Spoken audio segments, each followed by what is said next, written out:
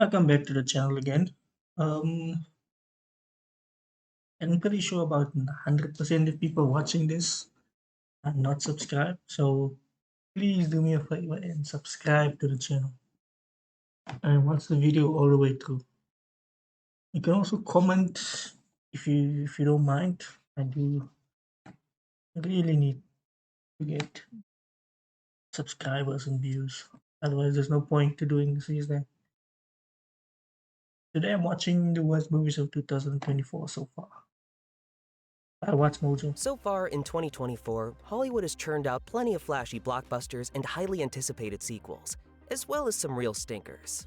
From a sports comedy There's a lot starring a of rap stinkers. icon to a bloody slasher flick with children's book characters, these are the films you should definitely skip. Perhaps the most relentlessly criticized movie of 2024 so far. I'm pretty sure there is another review of this movie on this channel of mine. You can just scroll down. You should be able to Madam find Web it. has been dubbed the worst addition to Sony's Spider-Man universe and, even more harshly, the worst comic book movie yet.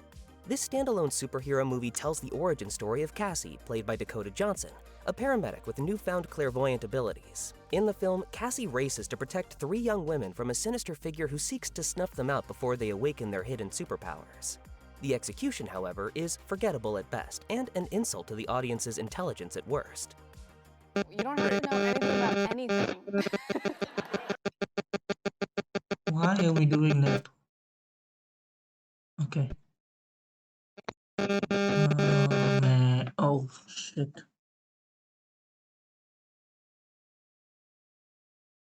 Audio sucks. At all to watch this movie. In a blatant cash grab and failed effort to keep a faltering franchise afloat, it was easy for audiences to see right through this clunky mess. Even the cast themselves couldn't take the movie seriously, unable to salvage the lackluster material with forced performances and uninspired dialogue. Did I die?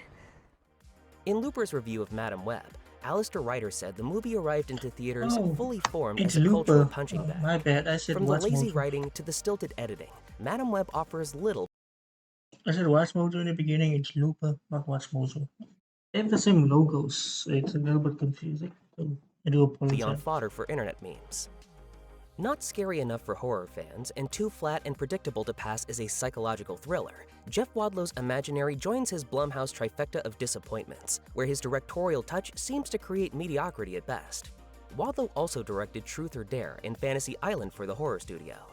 The premise of a childhood imaginary friend seeking revenge after abandonment seems promising enough, but in reality, audiences were left wishing for a much more imaginative approach. The reliance on cheap scares, tedious storytelling, and recycled ideas Yu-Gi-Oh did it better. detracts from what could have been a compelling exploration of childhood trauma. The consensus among audiences and critics reflects the film's shortcomings, evidenced by its 1.9 rating on Letterboxd and 34 Metacritic score. Wilson Chapman of IndieWire aptly encapsulated the overarching sentiment in their review with a clever quip, writing, "Just like your childhood imaginary friend, you'll probably forget about it pretty quickly." In 2014, Bryce McGuire and Rod Blackhurst's short film Night Swim went viral on YouTube. One decade later, McGuire made his feature directorial debut with the same story that broke him into the industry. Produced by horror's biggest production companies, Blumhouse Productions and Atomic Monster, this haunted pool flick is as absurd as it sounds, proving that a bigger budget and longer runtime don't automatically make a story better. When the central conflict of the movie can be resolved simply by avoiding a dip in the swimming pool, it becomes challenging to view the stakes with any sort of seriousness. It also doesn't help that the film is overstuffed with tired cliches and watered-down scares. In his review for Variety, Owen Gleiberman wrote, "Everything is as telegraphed as it is derivative. The film's fear factor is all wet." All you have to do is do not go into the swimming pool. That's all you have to do. From the acclaimed director of the highly successful Kingsman franchise, Oh, Matthew Vaughn, mate. Argyle was a failed attempt to sustain his momentum in the spy action genre. With a star-studded ensemble cast, a whopping $200 million budget, and a promising This premise was centered bullshit. around a recluse author whose fictional work mirrors a real-life spy organization, expectations were obviously high. What happens next? It's called a cliffhanger, Mother. Ellie, it's called a cop-out. However, most were let down by the film's lengthy runtime and a convoluted plot that felt more like a drawn-out parody of its clear inspirations. Scoring a 35 on Metacritic and a 33% John on Cena. Rotten Tomatoes, It was clear critics would spare Argyle no mercy in their scathing reviews. Peter Bradshaw of The Guardian likened the film to a superficial men's magazine cover shoot, calling it thin and flimsy. Katie Walsh of the Los Angeles Times went even further, writing in her review, Argyle has to be one of the most expensive, worst movies ever made. Tyler Perry's films are often hit or miss, although they mainly lean toward the latter. While his previous Netflix venture, A Jazzman's Blues, hinted at a potential shift in the right direction, Mea Culpa disappoints as a noticeable regression for Perry. The legal drama about a Chicago-based lawyer, played by Kelly Rowland, chronicles her professional dilemmas as she navigates a complex web of deceit, betrayal, and desire that comes with taking on the controversial case of a charismatic artist. While it succeeds as a familiar Perry-esque guilty pleasure, it falls flat on almost every other front. Beyond the sheer boredom it provokes, the cringe-inducing dialogue and acting might just lead you to consider canceling your Netflix subscription. Benjamin Lee summed it up well in The Guardian, writing, "The stupidity of it all is certainly diverting, but it's all too scattershot and at times stiflingly portentous to cross over into pure camp." Snoop Dogg's sports comedy, The Underdogs, was destined to fail the moment it skipped its planned theatrical release and went I didn't even know half of these movies came out. straight to streaming. In this There's Prime enough Video promotion? exclusive, a has-been football player, played by Snoop, finds redemption and rekindles his passion for football when he coaches his community youth football team in his hometown. If you think you've seen something similar before, it's because you probably have. The all Underdogs the same. accomplishes a fusion of inspirational sports drama and R-rated comedy, but brings nothing new to the table for either genre. Brandon Yu of the New York Times observed, "It can't come up with any memorable jokes or genuine heart to fill in the beats that it mostly slogs through." With its awful IMDb rating and single-digit Rotten Tomatoes score, Megamind vs. the Doom Syndicate may be the worst example of an animated sequel ever to see the light of day. While its 2010 predecessor captured audiences with its fresh and humorous take on the superhero genre, the sequel butchers any sense of originality and charm. In the film, Megamind faces a crisis when his former menacing crew, the Doom Syndicate, challenges his hero status and threatens to launch Metro City to the moon. In her review for RogerEbert.com, Nell Minow wrote, "Is intermittently funny and briefly heartwarming, as though they ran the original through the washing machine a few times and then faxed it." Evil has finally met its match. Oh, you've got to be kidding me! The Kevin Hart-led heist comedy Lift is a stark reminder of Hollywood's tendency to churn out content solely for profit, often at the expense of originality. In this cheap-looking, copy-paste heist film, a seasoned thief, played by Hart, and his former Interpol agent love interest join forces to lead a diverse crew in orchestrating a daring heist aboard a passenger plane. A review in Variety said, "Practically every scene is a cliché, every line of That looks dialogue an echo of a terrible. better one you've already heard in a better film." Even Kevin Hart fans may struggle to find merit in his uncharacteristically serious and devoid of humor performance within this predictable offering.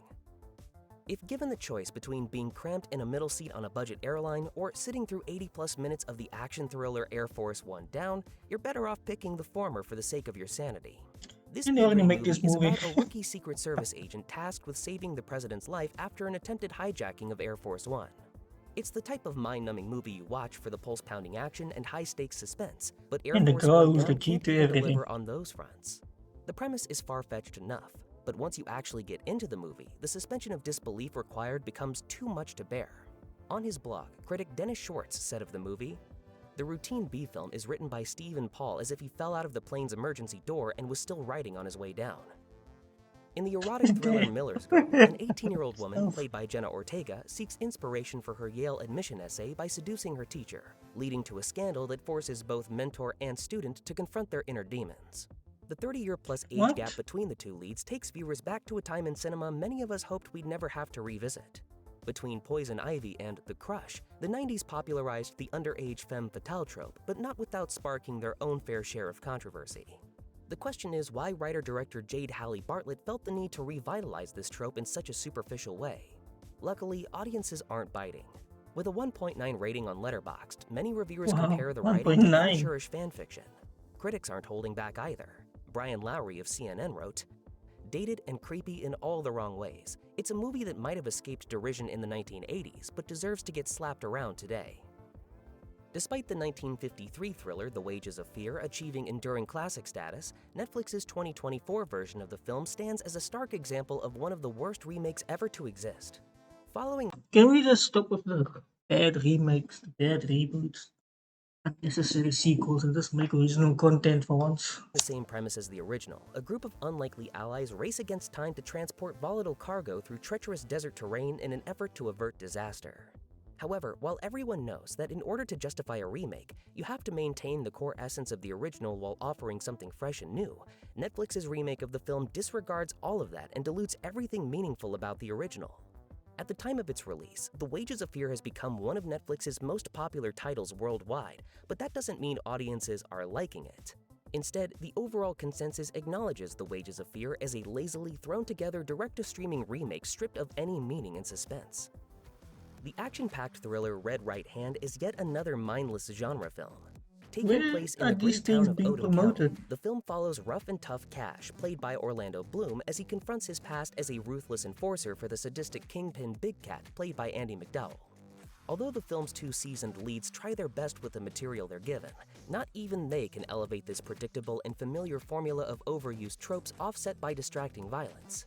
Critic Frank Scheck for The Hollywood Reporter also quibbled with the casting, writing, "Bloom is perfectly fine as the stalwart, soft-spoken hero seeking revenge, but McDowell never proves remotely convincing as the ruthless female baddie." Lindsay Lohan is back and better than ever. However, the same can't be said about the movies she's choosing to star in. After signing a even- multi-picture I don't remember what movie she was in the last time I heard her name.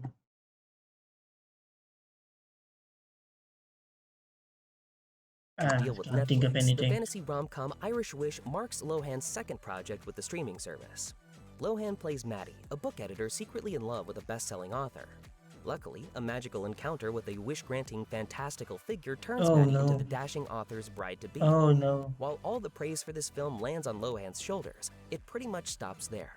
IndieWire described the movie as cute yet very forgettable. Meanwhile, The Guardian said this about Lohan in its review of the film. The star's creep back to mainstream movies needs expediting with another junky Netflix offering that feels beneath her talent. Director Reese Freak Waterfield is in the business of ruining everyone's childhoods by taking beloved children's properties and turning them into Stop gruesome and doing terrifying this. slasher films. Winnie the Oh, Pooh man. Blood and Honey 2 is, as the name suggests, the sequel to the maligned slasher film Winnie the Pooh Blood and Honey. In this Winnie the Pooh horror reimaging, Winnie the Pooh, Piglet, Tigger, and Owl band together on a murder spree in Christopher Robin's hometown of Ashdown. All of Ashdown will burn. With an increased budget, aspects of the sequel improved from the first, most notably the character designs, but those small upgrades aren't enough to save this disaster of a film. While fans of splatter horror with no substance may be satisfied by refusing to fully embrace its innate campiness, the film undermines itself through an overly serious approach and a sloppy story. As a result, the majority of moviegoers find this one hard to sit through, as reflected by its meager 2.7 rating on Letterboxd and a dismal 36 on Metacritic. However, despite being People lambasted watch by these critics things? and audiences, the characters of Winnie the Pooh Blood and Honey will live to kill another day, as Freak Waterfield is already developing more childhood-ruining Oh, man. spin-offs and sequels. If the first one doesn't work out, why do you keep giving these people money, Netflix? Netflix is just giving everybody money to do whatever they want. Man. Like I said in the beginning, please like, comment, subscribe. I'll see you guys on the next